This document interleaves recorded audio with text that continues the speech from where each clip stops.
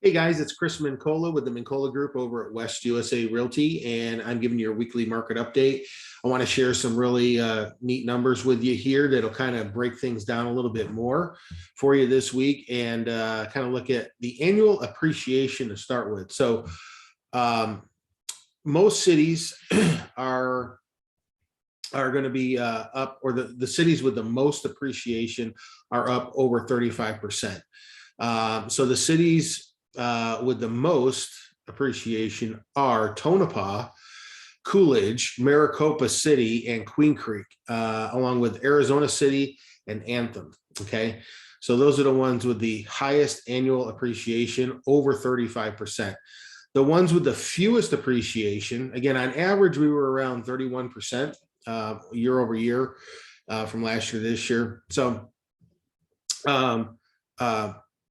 So we've got the cities with the least, meaning under 26% appreciation, which 26% appreciation is still amazing. It is incredible. Okay, so usually, again, a normal historic range is going to be around 5, 6, 7% annual appreciation.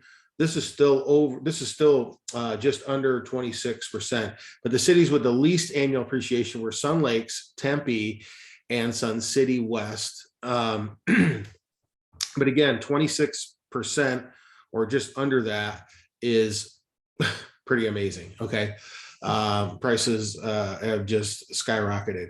Now, dollar per square foot, the most expensive, of course. Let me guess. It's number one is Paradise Valley at $600 or just over $600 a square foot. Year over year, last year or the year prior, it would have been 500 per square foot, okay, or just under 500 per square foot. Now it's over 600 per square foot. And Coolidge coming in at number 40, bringing up the rear, is at $150 per square foot. And year over year, that puts us at 110 per square foot last year. So that is the least expensive is Coolidge. Again, so we're taking Maricopa County and Pinell County. The greater Phoenix area is, of course, the hyper focused what we're doing here on these market updates, of course. Okay, so you've heard me talk about the Cromford Market Index before, the CMI. That means basically their index shows us whether we're in a buyer's or seller's market for number one with that index. And, you know, if we're at 100, that means we're at a balanced market. If we're at 90 or below, we're in a buyer's market. And if we're 110 or higher, we're in a seller's market. Well, right now we're running at 459.5. Last week we were at 463.7. So it's ticking down a little bit each week by a couple of points, but I'm going to kind of let you know what that means here according to the Cromford gurus, and a little bit more on that in just a second. But okay, so again, the drop in the number is due to, and it's very marginal, but the drop in the number, we're still in the seller's market, obviously, but that is due to the demand. So right now we're running at 110.8. That's 10.8% above the normal for demand.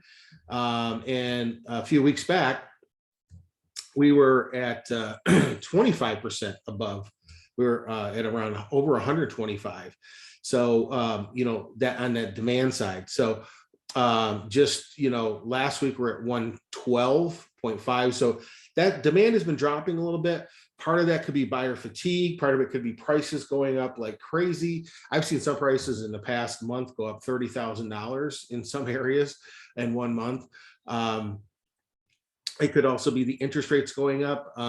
You know, right now, PAR is going to be running, depending on the day. It's like this past weekend was running in the end of last week, mid to last week until now, maybe around the high, you know, mid fours to high fours, up to 5 even. PAR was running through the weekend around 5. That's PAR interest rate. So that also takes us to the supply, which the supply is pretty boring. It doesn't really change much. It's 24.1. Last week it was 24.3. Nothing really exciting going on there. The supply basically, again, is much lower than it should be. It's about 75% lower than it should be.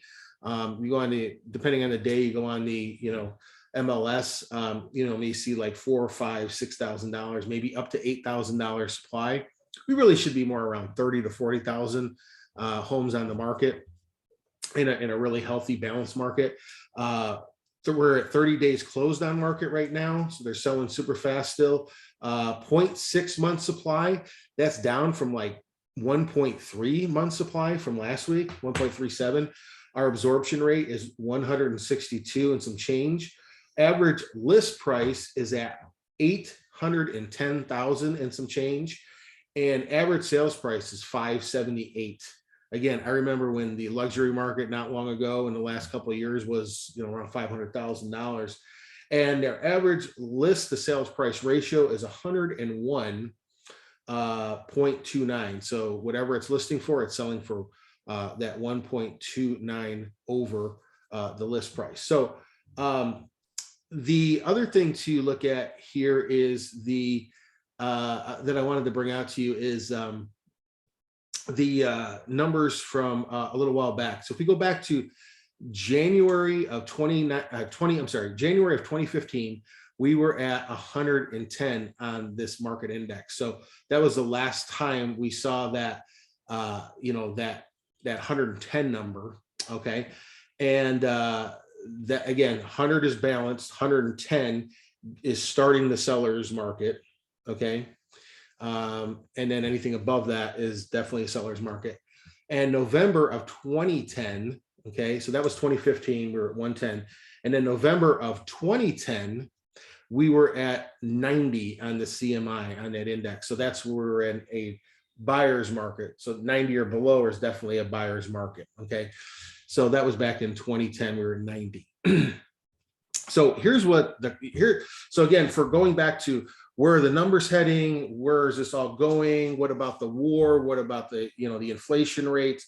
What about all these things that could happen? What about a crash? Are we back in 2008? Well, I covered some of that the last couple of weeks, but here's exactly what to kind of gauge a little bit more on timing and stuff if you're thinking about selling, or if you have investment properties, especially. And I want to be at the height, but I don't want to lose too much or sell too soon. So here's what the Crawford market exactly says. I'm going to read this word for word. So to create a situation to force prices down, we would first have to see more sellers than buyers. Okay, makes sense. This is what a CMI, below 100 means, with the lowest CMI of all cities in the valley right now at 270.5. Okay, so even the lowest city in the whole valley is 270.5, nowhere near where we want it to be for a balanced market. So this is not a likely change for a very long time, they say, from the Crawford report. If some of these were to drop below 150, we might be a few quarters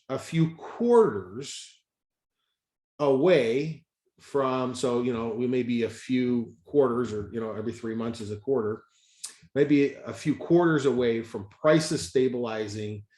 And at the moment, this is at the moment, they're saying this is at least 12 months away for even the most negative scenarios in economic and market conditions. Okay, even the most negative. Okay, so it kind of would have a little lagging effect for this to even happen. Okay, in the most negative scenario that we can imagine.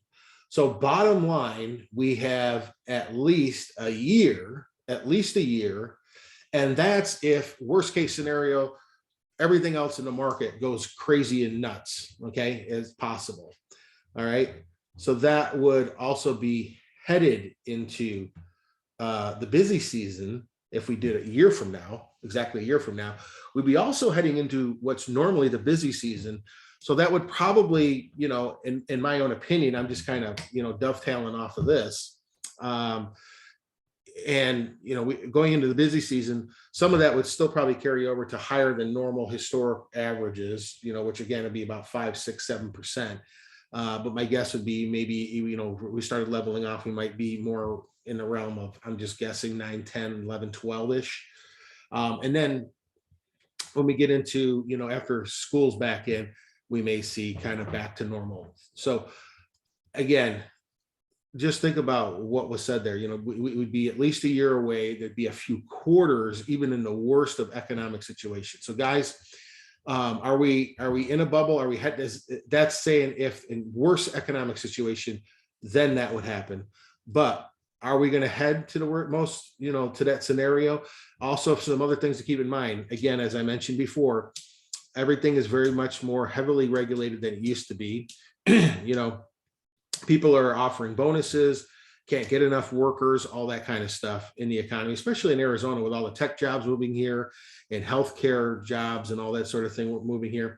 Also, beyond the regulations of home loans, we also see, you know, compared to 2008, that people have tons of equity, tons and tons and tons of equity compared to where they were back then. And one of the biggest factors is the huge, even more than back then, higher buyer demand and super low inventory still, okay, than where we were back then. So those are just some of the key factors to keep in mind. Plus, Arizona still continues to have a very, very strong economic market, okay, just overall economic. So guys, if you have any questions at all, please feel free to reach out, 480-788-8569, 480-788-8569. Call or text us there, or email us at home@mincolagroup.com, home@mincolagroup.com. Check us out online at mincolahomes.com and mincolagroup.com. And of course, follow us on Facebook, Instagram, YouTube, and all the rest. So guys, we will talk to you soon. If you have any questions about your specific area, your comps in your area, what homes are selling for, what your CMI is in your area, all those sorts of things, we could certainly even go further down and drill into that. Guys, talk to you soon. Thanks.